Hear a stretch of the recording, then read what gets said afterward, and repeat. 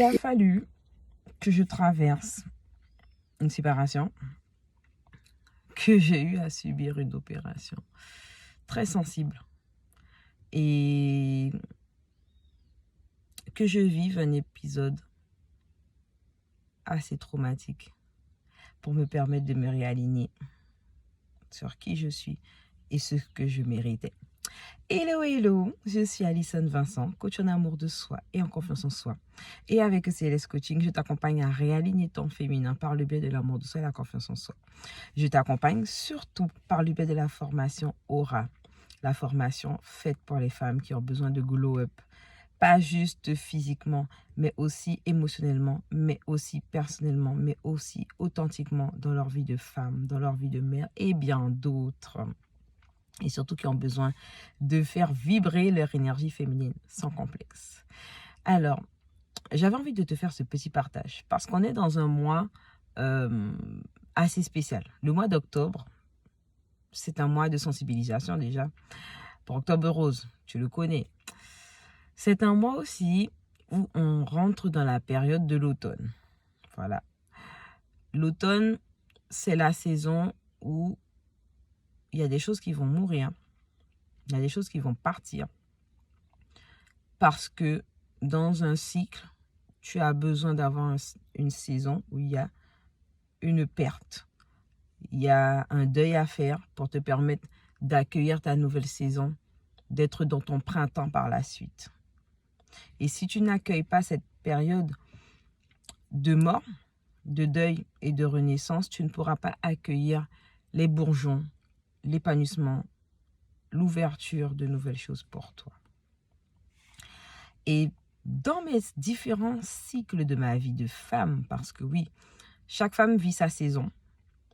On a sa saison quand on est adolescente. Ma saison d'adolescente, ça a été une saison, on va dire, bittersweet, un peu aigre-douce. Ça a été ma période où j'ai dû vivre le deuil et la perte de mon père. Et en même temps, moi, commencer à me construire dans ma vie de jeune femme à 18 ans. Ça a été la période aussi, il a fallu tout reconstruire sur son identité en tant que femme. D'accord ? Pour me permettre de m'épanouir. Est venue ensuite la période où je rentre dans ma maternité. Donc, où j'ai mon premier enfant. C'est la période où, oui, on découvre toutes les parts de soi. On comprend surtout et on est consciente qu'on n'est pas juste une personne qui est faite pour nourrir un être. Mais on est là aussi pour se nourrir soi. Et ça, c'est très important. Donc ça a été le deuxième shift dans mon cycle de femme et de jeune maman. Le troisième cycle, ça a été séparation amoureuse. Ça a été le plus gros shift de ma vie parce que ça m'a permis de rebâtir tout psychologiquement, émotionnellement, tout ce qui me permettait d'être mieux dans ma vie de femme et de casser tous ces schémas de dépendance affective amoureuse. Ça a été mon plus gros shift. Ça n'a pas été un shift facile parce que même physiquement, le corps dit ce que tu ne veux pas dire et que tu intronises et que tu gardes en toi. Et suite à ça, on est dans notre shift numéro 4, parce que dans une vie de femme, oui, tu vas shifter souvent. Et c'est ok, c'est normal de shifter autant. C'est pas que tu es perdu, que tu es déboussolé, tu sais pas ce que tu dois faire, mais non. Il y a des vieilles peaux qu'il faut retirer pour que tu puisses être bien dans ta nouvelle. Après ce quatrième shift, quand même, là, ça a été le moment où c'est le blooming, en fait. Tu t'épanouis dans ta vie de femme, dans ta vie de mère, dans ton métier. Ça a été aussi ma période où là, j'ai créé mon entreprise, j'ai créé CLS Coaching, où tu prends le temps de te nourrir, de t'ancrer. Parce que oui, ce sont des périodes qui vont te permettre de te nourrir, de t'ancrer. Et dans tes sources, dans tes bases que tu vas nourrir, de bien planter tes racines avec les bonnes valeurs, mais surtout avec la bonne énergie. Parce que si tu traînes une énergie stagnante de tes anciennes relations, de tes anciennes ruptures, de tous les conflits que tu as accumulés, personnels ou familiaux ou autres, tu ne peux pas rentrer dans cette saison avec les bonnes racines. Donc, c'est important de t'en rendre compte. Et puis, oui, j'ai eu mon 5e shift il y a déjà 2 ans. Voilà, j'ai eu encore un 5e shift où là, ça a été vivre un événement avec quelqu'un qui te trahit en public. Voilà, et de te dire comment tu en ressors, comment tu te reconstruis. Et c'est important avec vous-même d'aller vers cette thérapie consciente, cette thérapie qui vous libère, cette thérapie qui vous permet de ne plus ressasser ce que vous avez vécu pour que le corps, l'âme et l'esprit ne pleurent plus ce qui s'est passé avec cette personne, ce que vous avez vécu avec cette personne et surtout ce que vous avez intronisé à travers cette relation avec vous-même et la relation avec cette personne. Donc, tous ces shifts-là sont importants. Dans des cas de figure, ces shifts vont être épuisants. Donc, c'est important aussi pour vous de prendre le temps de vous ressourcer. La femme a une énergie très émotionnelle. Donc, oui, quand une émotion n'est pas exprimée, quand l'émotion tourne dans le corps, ça fatigue, ça épuise non seulement le corps, mais ça épuise aussi l'âme. Et une âme qui est épuisée ne peut pas se développer. Un corps qui est épuisé ne peut pas s'épanouir, ne peut pas être bien.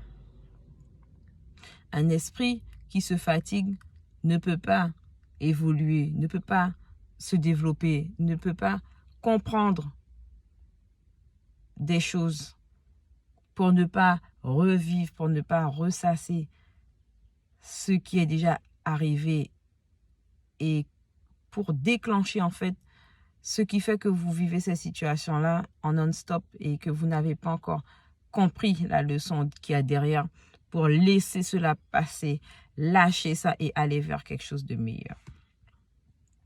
Donc oui, vous aurez des shifts dans votre vie. C'est normal. Ces shifts sont des messages d'accompagnement pour vous permettre de vous développer. C'est important de se faire accompagner durant ces périodes de shift que vous aurez. De vous faire accompagner par des thérapeutes, de vous faire accompagner par des coachs, de vous faire accompagner par des sophrologues.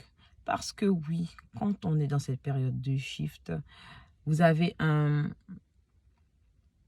moment où vous allez être en mode de bataille contre vous-même. Et à un moment, justement, il faudra laisser mourir ce combat-là. Comprendre que pour qu'une femme soit dans son énergie féminine, vous l'entendez beaucoup, l'énergie féminine, ce n'est pas tous les attraits extérieurs. Hein. D'accord? Ça, c'est votre féminité. Votre féminité va être toute votre part extérieure, votre apparence, vos apparats, etc., etc. Mais votre énergie féminine n'a rien à voir avec des accessoires, des bijoux, des choses extérieures. Votre énergie féminine va être vraiment éveillée et va s'illuminer quand vous allez enfin comprendre qui vous êtes, quand vous allez comprendre pourquoi vous êtes passé par cela et que vous allez laisser ces schémas, vous allez comprendre ce que vous avez gardé dans vos valises, dans vos bagages, que vous n'avez pas voulu ouvrir et puis définitivement en fait laisser partir, s'envoler tout ce que vous avez mis dans cette valise pour que enfin vous continuez votre voyage, le cœur léger, l'esprit serein, l'esprit en paix en fait. Et c'est ça en fait, le deuil, la mort de quelque chose est nécessaire parce que pour avoir cette abondance au quotidien, parce que l'abondance n'est pas juste liée à l'argent, mais pour avoir cette abondance au quotidien, il faut comprendre que pour que quelque chose naisse, il doit y avoir une mort quelque part. Aussi dure soit cette mort, aussi douloureux soit cette mort, il y a des passages que vous aurez dans votre vie, il faut qu'il y ait une mort pour que la renaissance se fasse. La renaissance ne peut pas se faire sans mort. Comment voulez-vous atteindre votre nouvelle étape de votre vie, votre nouvelle version de cette femme accomplie, de cette femme assagie, de cette femme sereine, de cette femme en paix, si vous n'acceptez pas que la femme qui est en dépendance affective qu'elle s'en aille. La femme qui est plus sûre d'elle, qu'elle s'en aille. Cette femme qui n'est plus confiante pardon, en elle-même, il faut qu'elle s'en aille. Et ça va vous demander de traverser dans des phases justement ce qu'on appelle des nuits noires de l'âme. Ces périodes où vous allez vraiment vous sentir au plus bas et que vous allez vraiment faire face à vous-même pour relâcher tout ce qui ne vous convient plus et enfin remonter. Parce que ce n'est pas le plus compliqué d'aller de l'avant. C'est de ne pas rester à terre, de ne pas rester en bas, de ne pas rester dans une fréquence basse, mais de rester dans une bonne fréquence et de continuer à la faire monter. Parce que c'est ça aussi, en tant que femme, on tend à élever notre vibration. Parce qu'une femme n'est pas faite pour rester dans une vibration basse. Une femme est faite pour rester dans une vibration haute. Pourquoi? Parce que plus vous allez être dans une vibration haute en tant que femme, plus ça va vous permettre de vous connecter à ce qui vous entoure et à ce qui est fait pour vous en termes d'abondance, à ceux qui vont vous entourer pour vous permettre de continuer à briller. Parce qu'on ne brille pas toujours par soi-même. On brille aussi avec ce qu'on partage avec les autres. Donc, c'est important de ne pas oublier tout ça. Voilà, j'espère qu'en tout cas que cette capsule vous aura fait plaisir. Vous savez déjà ce qu'il faut faire. Il faut liker cette vidéo, la commenter et surtout la partager avec vos copines. Et on se retrouve très bientôt durant le mois de novembre pour une nouvelle vidéo. Ciao, ciao, ciao.